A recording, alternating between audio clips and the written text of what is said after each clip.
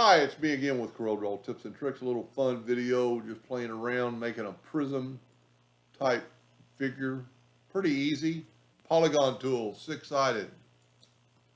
Hold down the control button so it's perfect. Hit P, put it in the center of the page, which doesn't really matter. Then you're going to need to make a 3-sided polygon. You know, it's almost better to use the system, making it like this. Go from that node to the center, and then from there to there, and make your own triangle, because it makes it a little bit proportionate. Now, left click, right click on that, take these lines away, and we need to rotate it 30 degrees. And then I'm going to hit P and put it in the center of the page. I want it on the bottom of this line, so I'm going to bring in an indexing line. I don't have my, let's snap two guidelines on. Take that guideline and bring it down and have it snap to that node. Now I'm going to, holding down the control button with the 4-sided cross, bring that down to that. You want it just a little bit below that angle. And then we're just going to draw these lines, and I left this one up here so you can kind of watch, well, and for me too. 2-point line from there to there, from there to there, from there to there, from there to there.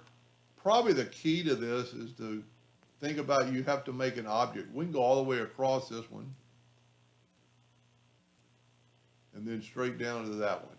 Now, this doesn't work unless you use the Smart Fill tool on all of them to fill them in, because if we, well, let's just show you, or I'll show you, we're going to use the interactive fill tool, but I'm going to use the elliptical, put this in the center, and you know what, I'm going to make this one a little bit different color. Let's make it like with a purple. Make it a little bit bigger. Now, if you use the attribute eyedropper, it doesn't work because it doesn't know what to do. So now we're going to take, and it doesn't matter what color, we're going to take the Smart Fill tool and fill in all these blocks.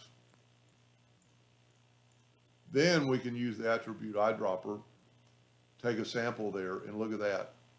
And then just make them all the same. That's pretty cool. Now you've got lines everywhere. So if you wanted to, with this case, you could right click and make the lines black, or you could make them white. And if you made them white, you could make them a little bit thicker, make them stand out a little bit. Maybe that's too much.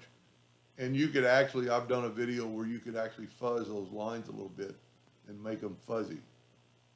So it doesn't stand out. I do like my black and white one, but that's pretty cool. Anyway, I hope that helped a little bit. Thank you for watching.